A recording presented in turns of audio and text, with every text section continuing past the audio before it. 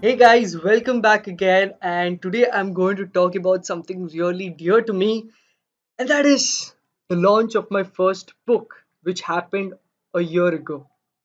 And I'm really excited to share with you the why part of this rather than the what part of this. I'll talk a little about the what I've written in my book, but in today's video, I would like to share more insights about what made me write this book. Why did I write this book in the first place? So, I wanted to send a message out to the millennial generation because the idea of success has been imprinted on our minds. Ghar gaadi bangla ho to life set hai. Really? Really? So, this is the message that I wanted to give out to the people, and that is the reason I wrote this book so that I can reach out to the masses. Now, you might have come across people in your lives who you feel has great potential to achieve great things in their lives, but somehow they're just not able to do it.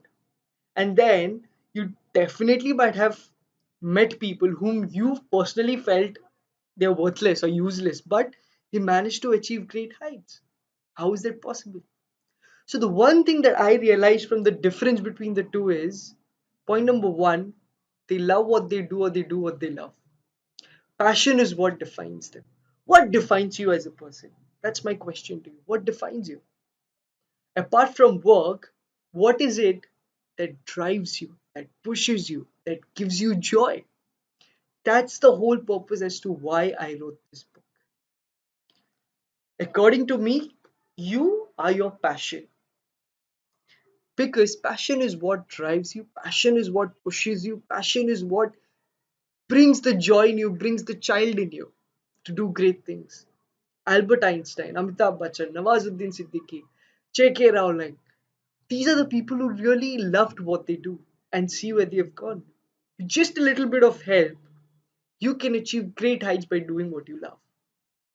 So, I just wanted to read out the preface for you, and this will take a minute or two, not more.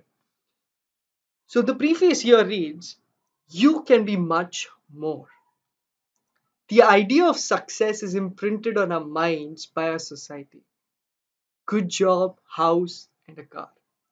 After having achieved all of this and more, if you're not able to enjoy your success, then it is your biggest failure.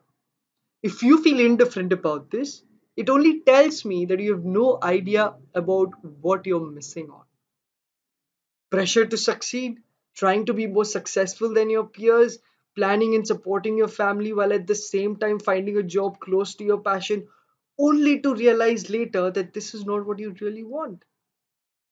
The feeling of anxiety and panic when you realize you're going nowhere, not finding a better half, and worst of all, not being aware of your own passion. You're earning pretty good, but just not enough because you're in debt and focus only on clearing your EMIs month after month after month. One debt is cleared and the other one starts, leading you to living in an autopilot mode. It all boils down to two fears: the fear of being judged and the fear of not being enough. To live your dream life, you must first believe that you're capable of living that dream life. Interest, hobby, passion, purpose. Begin with your interest. Develop it to form a hobby and don't give up on it for petty reasons like lack of time. You brush every day, you eat every day, therefore, you can surely do what you love doing for some time a day. Gradually, your hobby becomes your passion, and your purpose is defined if it involves others, if it involves contributing to others. Your purpose can even be in the form of inspiration or simply a feel good factor for others. But you need to start, and you need to start now. So that's about my book. I've divided it into three phases.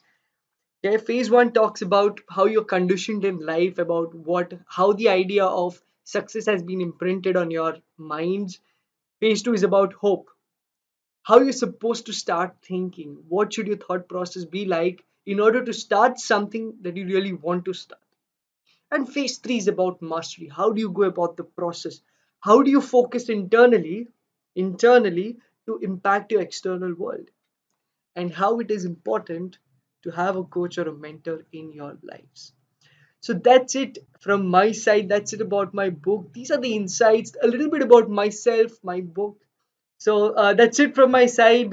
This is Nimish here, son of two lovely parents, brother of a beautiful independent woman.